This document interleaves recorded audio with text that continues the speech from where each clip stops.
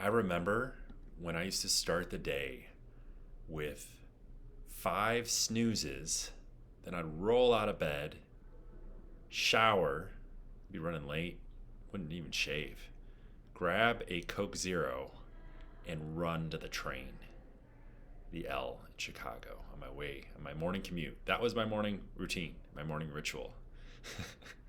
Don't do that.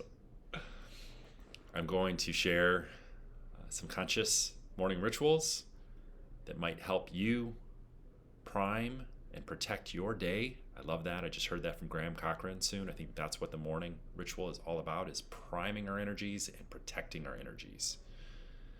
So let's dive in here. There's a lot of talk around morning rituals. They're becoming more buzzy. Before we dive in, Mark Manson's one of my favorite authors, and he had said something about like F your morning ritual. And yeah, clarity, purpose, intentionality, meaning is probably more important than ultimately doing your work is the most important thing. But if we need to prime and protect our energies to get going, yeah, that's part of that.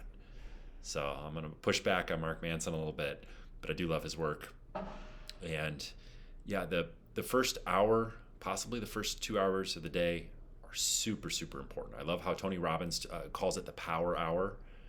And that's the time again that we're priming our energy, we're protecting our energy, we're tapping in. It's a wonderful time for meditation, for prayer, for breath work, for setting strong intentions in our journals, for writing out our things to do, for mapping. Again, what is our work to do for the day? For moving our bodies. That's a big part of Robin Sharma is the author of the 5 a.m. Club. I'll be talking a little bit more about that. That really struck a chord with me. I've been doing the 5 a.m. Club. I have my own version of it, but the importance of moving our bodies and getting a sweat. And I think for anybody that I typically will do my breath work. First I'll hydrate, and then I'll do breath work, and then I'll dive into my work. And then I'm moving my body. I'm going to the gym afterwards. There was a time there where that morning walk was a big part. And I do encourage people to get out and get that morning walk. I think that can be a huge, huge blessing if you're not going to the gym or you're not taking that time. Getting out, getting that morning sunlight. Again, that's Dr. Huberman's number one health directive is that morning sunlight for energy and for sleep. We're setting our circadian rhythm. But again, this is a special time for looking within, for contemplation. When we are just waking up, we're in a very creative state. I believe it's the theta brainwave state. I'm very funny in the first hour of the day. I will say things that I would not normally say. It's as if my filter is not developed for the day. And, so I know that there's something there from a neurochemical standpoint, and that's the time that we need to protect and to set strong intention and to get clear and to not let BS Inc. derail us. I had a former client, she had said that every time she reaches for her phone upon waking, that's the kiss of death on the day. She's already starting the comparison game, the distraction, the fractured attention, the comparison game, keeping up with the Joneses, playing, again, the external world's game, the BS Inc., instead of getting clear about, again, our intentions, why are we here, what is our work to do today, what are action steps that we can make, right action that's in alignment with our goals, our dreams, our aspirations. I loved how Dr. Huberman had said that first hour of the day is the time to receive the download from the night prior. That again, it's almost an extension of our sleep from the night prior. So again, we're in this extra creative state.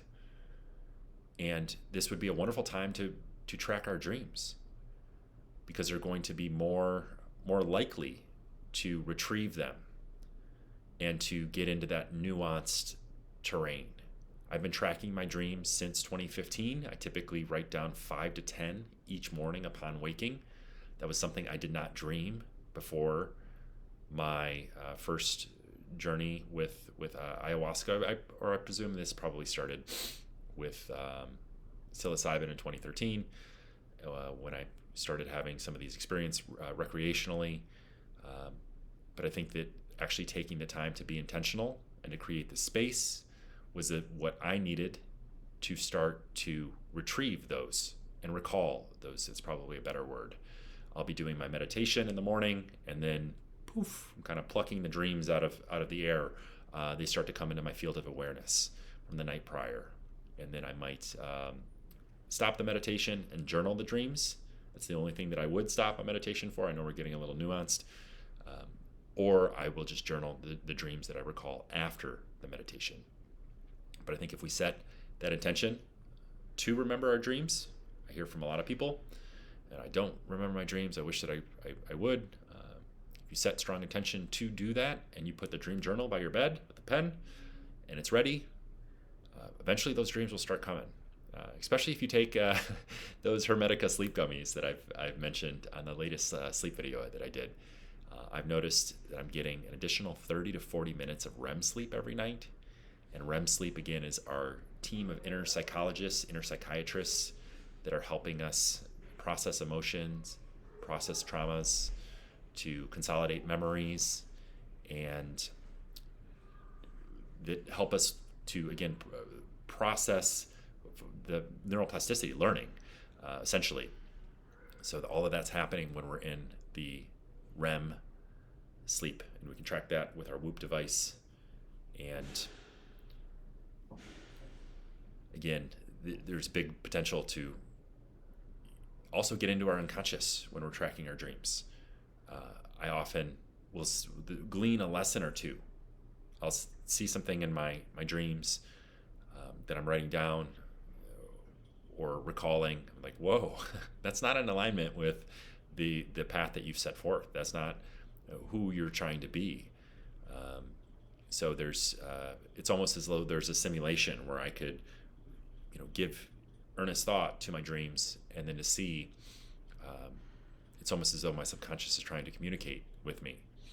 So I know we're getting really nuanced, but all these things, if we're protecting that first hour, there's a potential to tap into this nuanced energy and this awareness that if we're grabbing the Diet Coke and off to the train right away, we're going to miss that. If we're grabbing the phone and we're having this fractured attention, and BS Inc. is directing traffic and setting the intention for us, then we're going to live a life with anxiety and pain and a dysregulated nervous system. So this is, again, a powerful time to set strong intention for the day. Why are we here? What is our work to do today? Maybe connect to our breath, meditate, pray. A lot of my clients are very religious. They use this time to pray. I think that's a beautiful thing.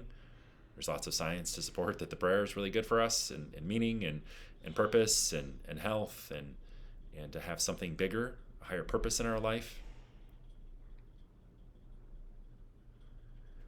We'll take a bonus minute or two to focus on PM ritual as well. This is something that can be extraordinarily powerful to be mindful. I start my PM ritual after dinner. I'll go for a walk, or I'll do a sunrise walk, and then that's kind of winding down the day. No more screen times. I'll rarely do any screen time after the sun goes down, and that denotes the end of my day. I get up really early in the morning. I'm doing the 5 a.m. club, so 6 p.m. Sunset here, and starting to wind down, starting to be mindful of my breath, starting to be mindful of gratitude, what went well for the day. If I have my journal, I might journal 3 wins for the day, or 3 blessings, and to bring that positivity into the dream world.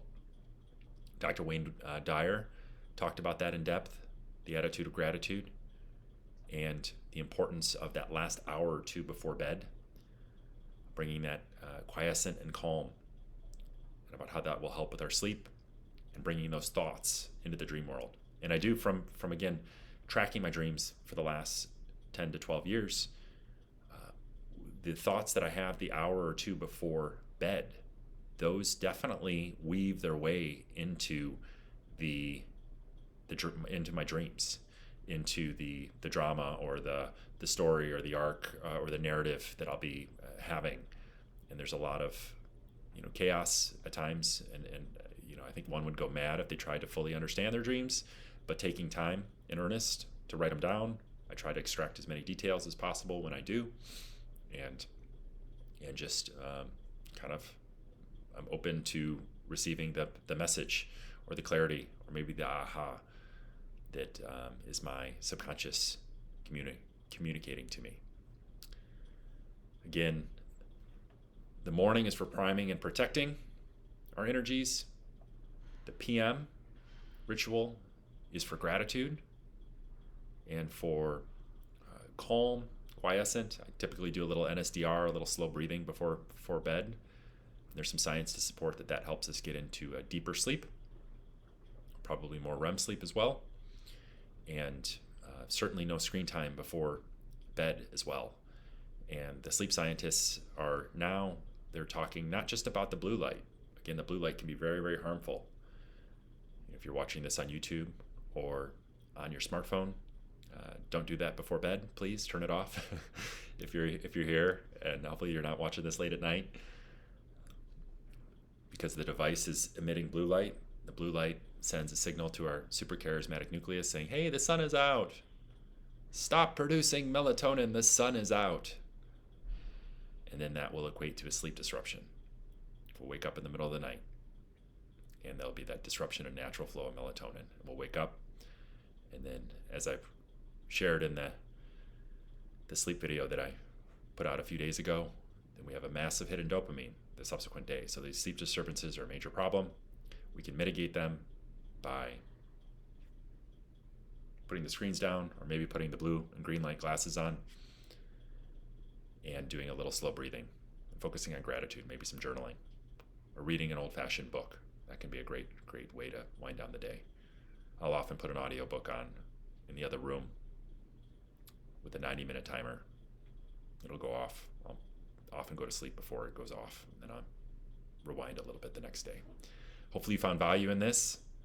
Love to hear your thoughts and impressions. If there's anything that I missed on the morning ritual, anything that you do to protect and prime your day. For more on the Worth the Fight mission and message of hope and healing, the worththefightbook.org. Love for you to pick up a copy of my book, Worth the Fight. So much love to all of you. Love and peace. See you tomorrow.